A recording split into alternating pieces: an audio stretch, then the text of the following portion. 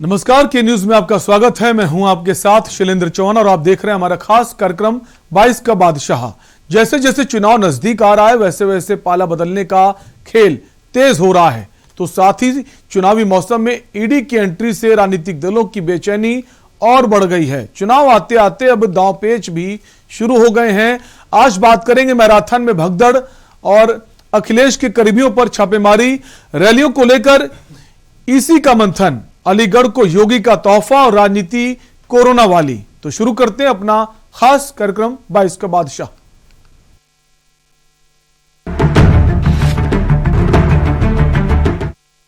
और सबसे पहले बात करेंगे मैराथन में भगदड़। बरेली में हुए लड़की हूं लड़ सकती हूं मैराथन का वीडियो सोशल मीडिया पर खूब वायरल हो रहा है, जिसमें साफ तौर पर देखा जा सकता है कि भारी संख्या में छात्राओं ने भाग लिया था। वीडियो में छात्राएं दौड़ रही हैं और अचानक टक्कर होने के बाद कुछ लड़कियां एक दूसरे के ऊपर गिरती नजर आती हैं।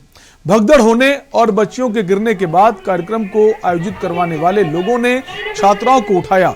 रिपोर्ट्स के मुताबिक घटना होने से छात्राओं को हल्की चोटें भी आईं।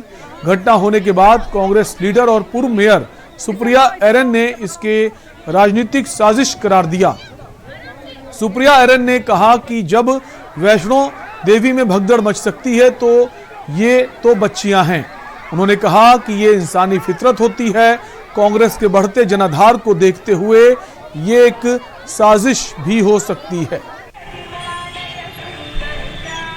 मेरी संज्ञान में आया था कि कुछ इस तरह की बातें हुई हैं कि मैराथन का आयोजन एक पार्टी द्वारा किया गया है और उसमें भगदड़ मची है।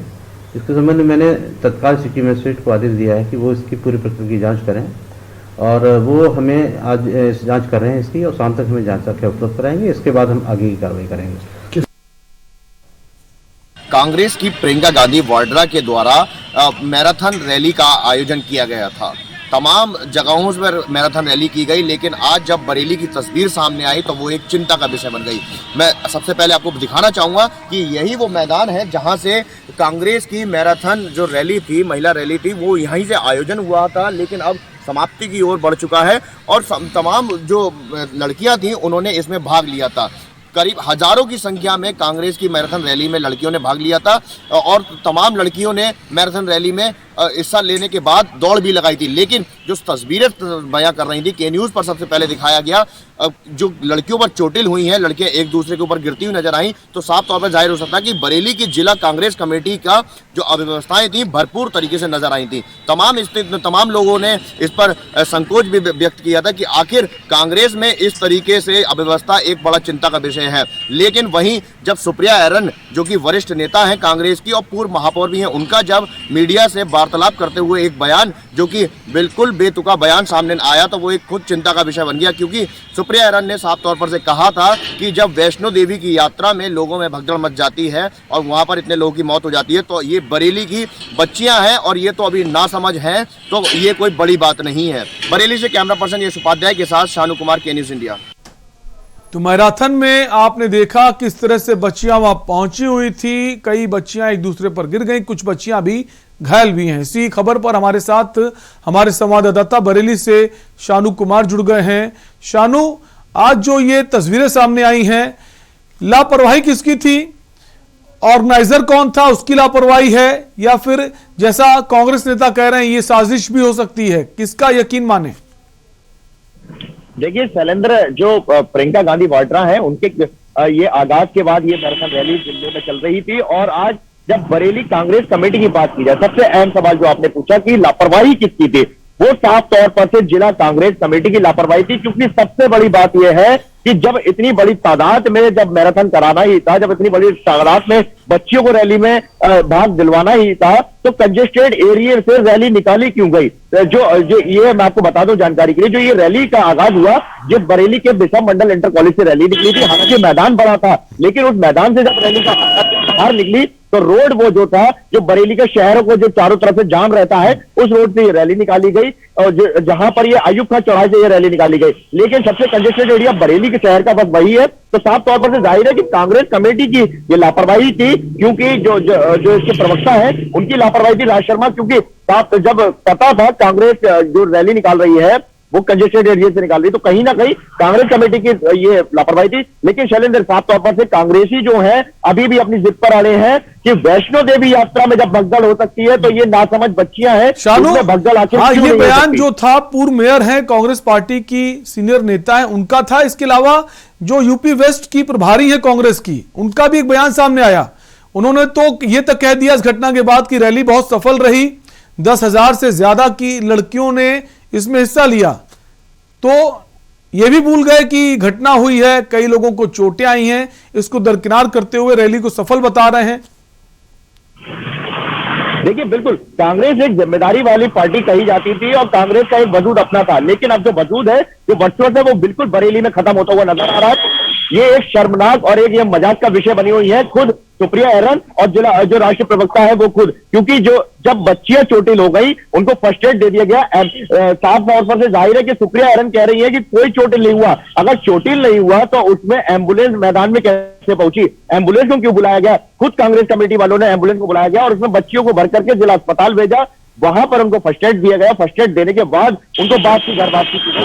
लेकिन अभी भी जब राज शर्मा जो प्रवक्ता है, जिला प्रवक्ता है, उनका साफ तौर पर से बयान है कि कोई भी चोटिल नहीं हुआ, कोई भी अव्यवस्था नहीं थी, पुलिस भी मुस्तैद थी, सभी तरीके से सारी मुस्तैदी थी। लेकिन देखिए ये बयानबाजी हो रही है। शानू, एक सवाल यह है कि इतनी ज्यादा संख्या में लड़कियां वहां पहुंच रही हैं, इसका बड़ा कारण क्या है?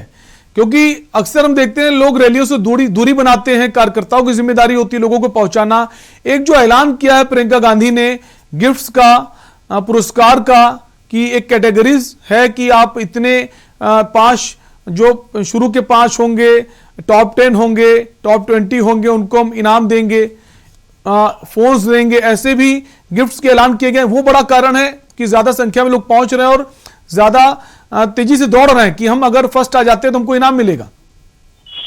देखिए शैलेंद्र, बिल्कुल ये जो प्रियंका गांधी ने ऐलान किया था वो बिल्कुल उसका जो असर था वो बरेली में देखने को मिला। क्योंकि बरेली की बात की जाए, लड़कियों पे जब बिल्कुल आप इनाम की बारिश करिए, खूब करिए, लेकिन उसके लिए आपको सावधानी भी बरतनी होगी, आपको तैयारी भी ऐसी करनी चाहिए ताकि किसी को आपके इनामों की वजह से नुकसान ना पहुंचे। बहुत बहुत शुक्रिया शानू इस खबर पर हमसे जुड़ने रहने के लिए। तो बरेली का मामला आपको बता रहे थे, जहां मैराथन के लिए कांग्रेस पार्टी ने लड़कियों को बुलाया था, जहां भगदड़ हो गई, कई बच्चियां उसमें घायल हो गई।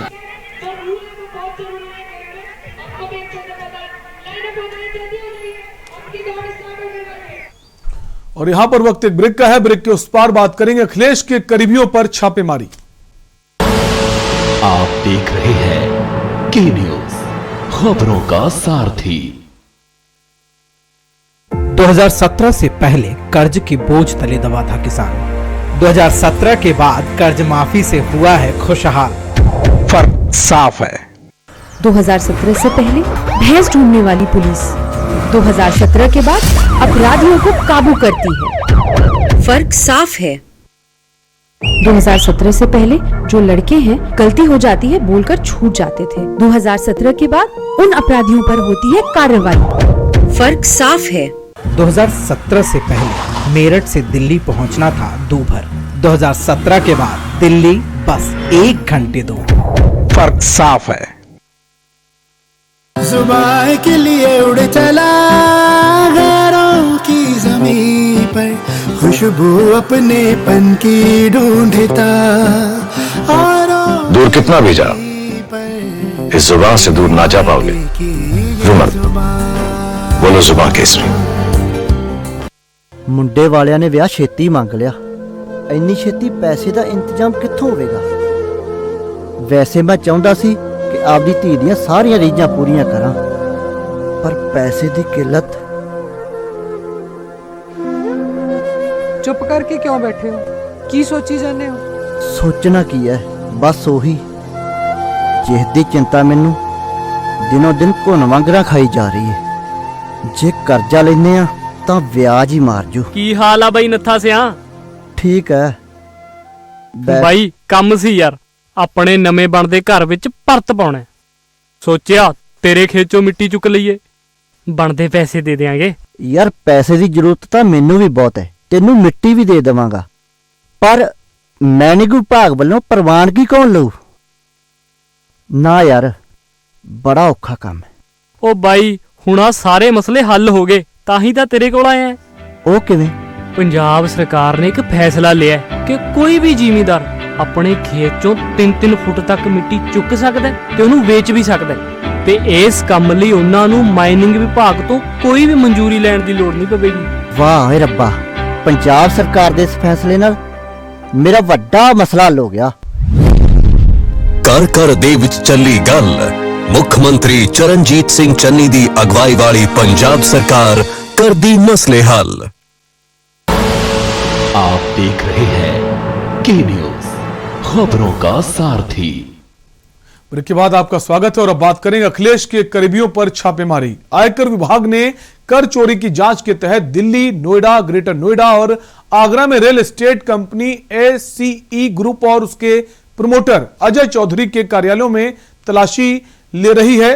सूत्रों के मुताबिक कर अधिकारी कंपनी के कॉरपोरेट ऑफिस और कुछ रियल एस्टेट प्रोजेक्ट्स की भी तलाशी ले रहे हैं। बिल्डर दिल्ली और NCR में कई परियोजनाओं के साथ एक रियल एस्टेट डेवलपर हैं। आयकर अधिकारी आज सुबह 8 बजे नोएडा के सेक्टर 126 में ACE के कॉरपोरेट कार्यालय पहुंचे।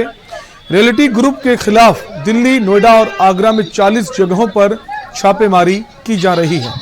बताया जाता है कि अजय चौधरी का समाजवादी पार्टी सुप्रीमो अखिलेश यादव से एक खास संबंध है, काफी करीबी है। 31 दिसंबर को परफ्यूम कारोबारी और SP MLC पुष्पराज जैन पंपी के 35 अलग अलग ठिकानों पर आयकर विभाग ने छापेमारी की थी। गौरतलब है कि 65 वर्षीय जैन ने नवंबर में सपा प्रमुख यादव की मौजूदगी में समाजवादी इत्र का जो है शुभारंभ किया था।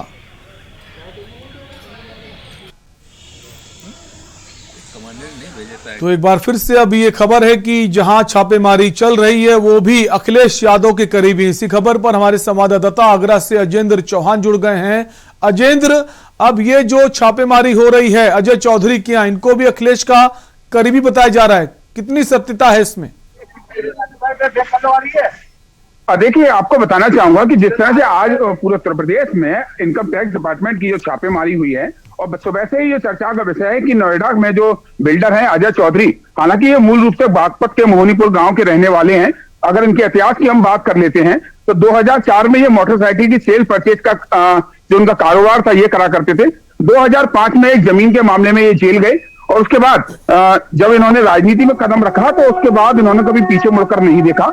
2012 से लेकर 2017 तक, जैसा कि बताया जा रहा है सूत्रों के अनुसार मिली जानकारी में, कि काफी चर्चे भी रहा करते थे। अखिलेश यादव के ये करीबी माने जाते हैं। अगर हम आगरा की बात कर लेते हैं उसी के चलते, तो आगरा में जो एक शू एक्सपोर्ट कंपनी है, नोवा शू कंपनी है, उसके मालिक मनु है और मनु काफी करीबी है, क्योंकि जब मनु की माताजी का जब देहांत हुआ था तो 6 सितंबर 2021 को अखिलेश यादव उनके निवास पर आए थे। उसकी तस्वीरें हमने के न्यूज के माध्यम से दिखाई हैं। लेकिन बड़ी बात यह है कि यहाँ जो आहूजा एक्सपोर्ट के यहाँ जो छापेमारी हुई है तो उनका अखिलेश यादव से कोई कनेक्शन अभी तक नहीं पता चल पा रहा है। दूसरी ओर जो तीसरे छापेमारी भरतपुर हाउस में हुई है मानसी चंदा के यहाँ, वो मनु की करीबी है, तो उनसे माना जा रहा है कि ये मनु की करीबी है, तो हो सकता है इनके यहाँ भी छापेमारी की गई है। लेकिन 10 घंटे से ज्यादा का समय ये हो चुका है, अभी भी ये तीनों ही घरों में और उनकी तीनों ही फैक्ट्रियों में छापेमारी जो जांच है इनकम टैक्स डिपार्टमेंट कर रहा है। और सभी जगह के बाहर जहां जहां इनकम टैक्स अपनी जांच कर रही है उनके घर के बाहर पुलिस बल तैनात है। किसी को भी ना अंदर जाने दिया जा रहा है और ना ही कोई घर के मेंबर बाहर आ रहे हैं।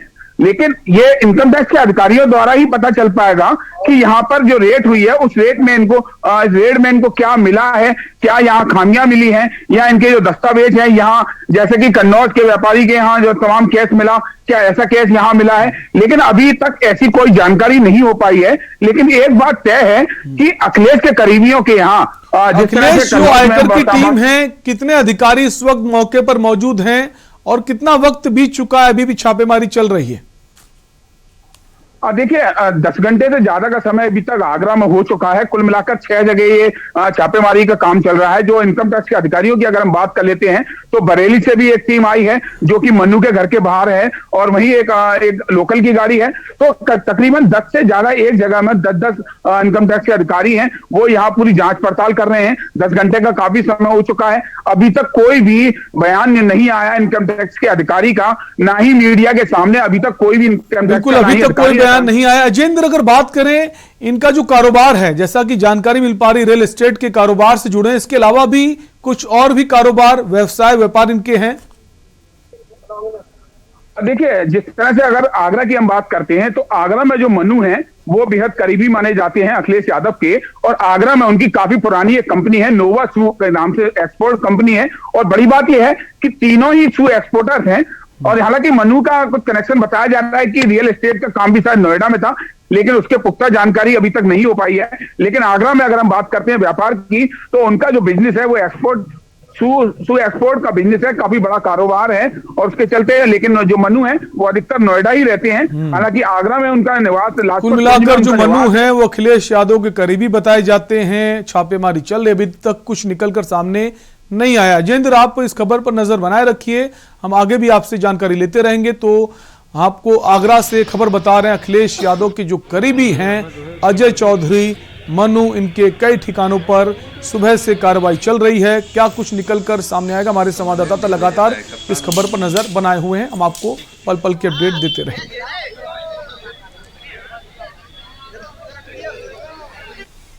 और यहां पर वक्त एक ब्रेक का है, ब्रेक के उस पार हम बात करेंगे रैलियों को लेकर ईसी का मंथन। आप देख रहे हैं के न्यूज, खबरों का सारथी। नमस्कार। कोरोना का एक नया वायरस आया है, ओमिक्रॉन। ये बहुत तेजी से फैलता है। आपका बेटा, आपका भाई होने के नाते मुझे आपकी सेहत और आपकी जिंदगी की बहुत फिक्र है। हाथ जोड़ के आपसे विनती है, घर से कम बाहर निकलें, हमेशा मास्क पहन के रखें। मास्क बहुत बहुत ज़रूरी है और मास्क को सही तरीके से लगाएं। सोशल डिस्टेंसिंग का पालन ज़रूर करें और बार बार साबुन से हाथ धोते रहें। अभी तक जिन्होंने कोरोना वैक्सीन नहीं ली वो कोरोना वैक्सीन भी जरूर ले लें। हम 2 करोड़ दिल्ली वासियों ने जैसे पहले कोरोना का मुकाबला किया था, वैसे इस बार हम सब मिलके ओमिक्रॉन को भी हराएंगे। आपकी सलामती के लिए जो भी ज़रूरी कदम है हम उठाएंगे। हमें अगर कुछ रेस्ट्रिक्शंस लगाने पड़े तो प्लीज़ उनका पालन ज़रूर करना। वो केवल आपकी सेहत और सलामती के लिए हैं। हमेशा की तरह इस बार भी मुझे आपका साथ चाहिए। हर दिल्लीवासी अगर नियमों का पालन करेगा तो इस बार भी कोरोना ज़रूर हारेगा। जय हिंद।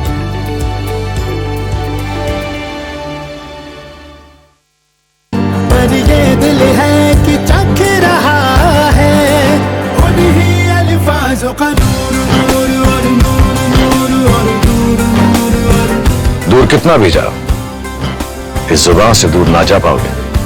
रुमर बोलो जुबान केसरी। आप देख रहे हैं के न्यूज, खबरों का सारथी। ब्रेक के बाद एक बार फिर आपका स्वागत है और अब बात करेंगे रैलियों को लेकर ईसी का मंथन। आयोग चुनाव पर सियासी दलों की राय जानने के लिए बीते दिनों चुनाव आयोग की एक टीम यूपी दौरे पर थी, जिसके बाद प्रेस कॉन्फ्रेंस करके मुख्य चुनाव आयुक्त सुशील चंद्रा ने बताया था कि सभी दलों ने कहा है कि कोरोना प्रोटोकॉल्स को फॉलो करते हुए चुनाव कराए जाएं और समय पर चुनाव हो। लेकिन कुछ दल ज्यादा रैलियों के खिलाफ हैं और रैलियों की संख्या कम करने को कहा है। आपको बता दें, चुनाव आयोग आज रैलियों को लेकर दिल्ली में बैठक कर रहा है। सूत्रों की माने तो चुनाव आयोग रैलियों पर शिकंजा कस सकता है। चुनाव आयोग की दिल्ली में बैठक चल रही है। आगामी चुनावों को लेकर कुछ नए नियम बनाए जा सकते हैं, चूंकि लगातार जो कोरोना के मामले हैं उनमें बढ़ोतरी देखी जा रही है।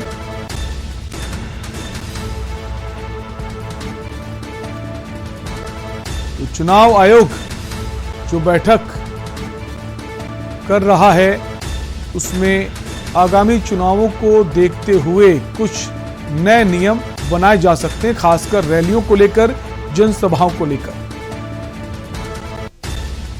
और इसी खबर पर दिल्ली से हमारे रेजिडेंट एडिटर अमित दुबे जुड़ गए हैं। अमित, चुनाव आयोग बैठक कर रहा है और जैसा हम देख रहे हैं पिछले एक हफ्ते से लगातार कोरोना के मामले हो, ओमिक्रॉन के मामले, उसमें एक उछाल आ रहा है। तो अब ये माने जो रैलियां जनसभाएं नेताओं की हो रही थी उस पर अब जल्द रोक लग सकती है।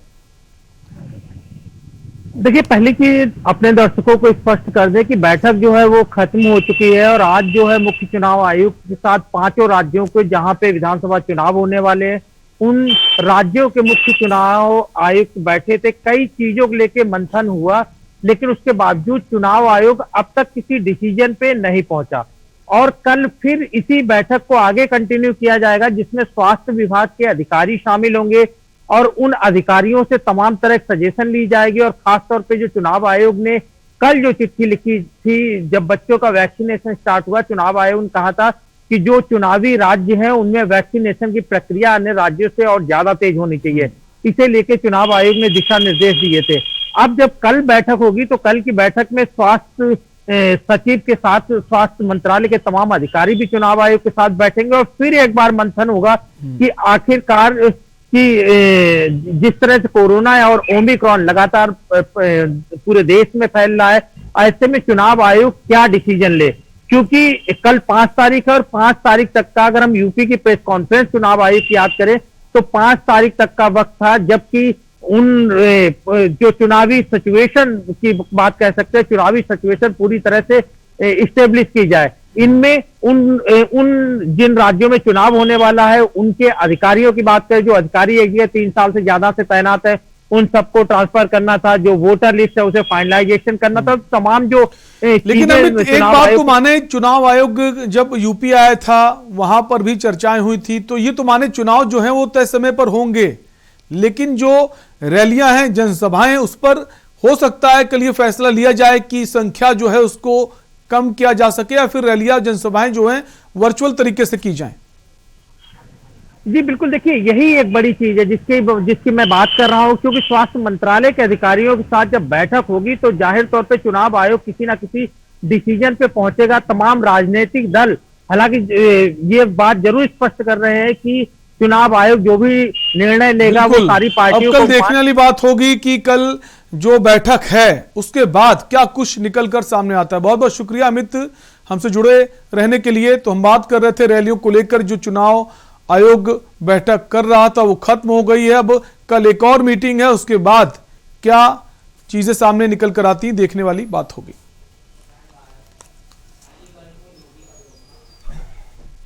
और अब बात करेंगे अलीगढ़ को योगी का तोहफा। मुख्यमंत्री योगी आदित्यनाथ ने प्रदेश में होने वाले विधानसभा चुनाव से पहले जिले को 7,255 करोड़ के विकास कार्यों की सौगात दी। उन्होंने 660 मेगावाट की यूनिट के उद्घाटन के साथ ही 9 पारेषण केंद्र व 113 परियोजनाओं का लोकार्पण व शिलान्यास किया। सीएम योगी ने 2000 छात्र छात्राओं को स्मार्टफोन्स और टैबलेट्स दिए। जनसभा को संबोधित करते हुए उन्होंने कहा कि सपा सरकार में स्मार्टफोन, टैबलेट, विद्युत आपूर्ति बाधित होने के चलते चार्ज नहीं हो पाते थे। पिछली सरकार महंगे दामों पर बिजली देती थी। आज हरदुआगंज तापीय परियोजना के लोकार्पण पर लखनऊ में कुछ लोगों को सपने आ रहे होंगे। भगवान कृष्ण कह रहे होंगे कि जो काम तुम लोग नहीं कर सके वो वर्तमान की प्रदेश की भाजपा सरकार ने कर दिया है। जब यहां पर हम इस पावर प्रोजेक्ट का स्वयं उपस्थित होकर के लोकार्पण कर रहे हैं, कुछ लोगों को लखनऊ में सपने आ रहे होंगे और उनके सपने में भगवान कृष्ण आ रहे होंगे और कह रहे होंगे कि अरे अपनी नाकामयाबियों पर अब तो रो जाओ, जो कार्य तुम नहीं कर पाए वह बीजेपी की सरकार ने कर दिया है।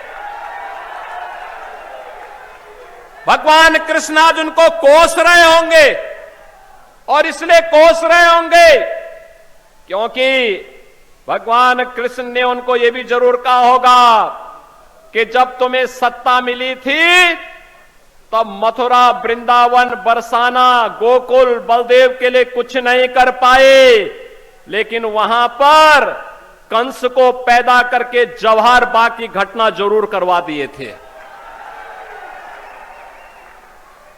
यानी ये हरकतें थी पिछली सरकार की। वहां पर कृष्ण से मतलब नहीं, उनको भगवान कृष्ण से मतलब नहीं था। वे तो कंस के उपासक थे और कंस को ही पैदा भी करते थे। और तब वही कंस जब पैदा होते थे तो जवाहर बाग की घटना भी घटित होती थी, जिसमें एसपी सिटी मुकुल द्विवेदी भी शहीद हुए थे। और 22 का बादशाह में अभी के लिए इतना ही। देखते रहिए के न्यूज इंडिया। नमस्कार। आप देख रहे हैं के न्यूज, खबरों का सारथी। राज्य के लोगों के खुशहाल सपनों को पूरा करने के लिए प्रतिबद्ध है उत्तराखंड सरकार। हमने संकल्प लिया है युवाओं को रोजगार देने का। सरकारी विभागों में रिक्त पड़े 24,000 पदों पर नियुक्ति प्रक्रिया के साथ ही पुलिस विभाग में भर्ती प्रक्रिया शुरू करने का शासनादेश किया जारी। स्थानीय लोगों को स्वरोजगार देने के लिए home stay, Ayush wellness centre व 1 जिला 2 उत्पाद